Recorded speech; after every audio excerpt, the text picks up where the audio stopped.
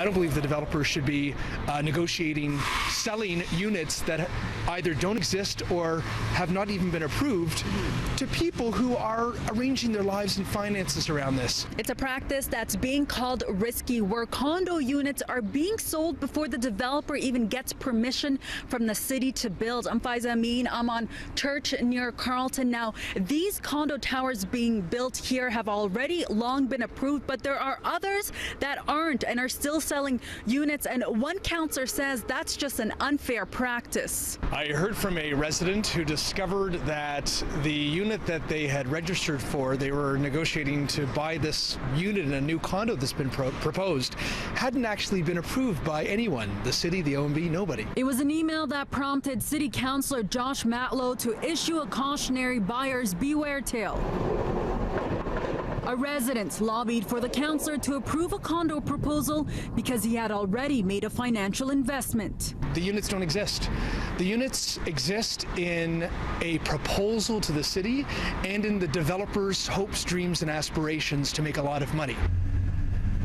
Buying a home is a big deal in somebody's life, and I don't think that developers should be negotiating selling units to them that have no approvals at all. That's wrong, that's dishonest and misleading. It's not a case of allowed, it's a case of there's no prohibition. This real estate lawyer says the practice of pre-approved developments being sold has been going on for decades now. The development process, the application process goes hand in hand with the marketing process. There's no point in getting a building approved if you can't sell it. Most of them are approved, and eventually they get built. It may take 6 years, but they get approved and everybody's happy.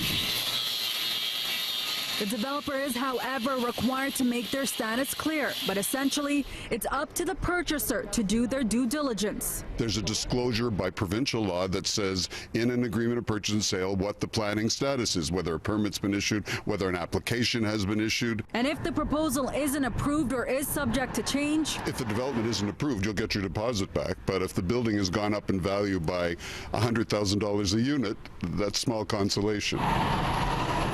Councillor Matlow is also taking issue with how developments are advertised to home buyers. A lot of people, cynically but understandably so, wonder, why should I take part in the democratic process if I'm looking at advertisements out there suggesting that the condo's already a done deal? Matlow says in past years he has put forward a motion to the province recommending that developers devote part of their ad space to indicate whether or not their condo project is pending approval from the city. On Church near Carlton, I'm Faiza Amin for City News.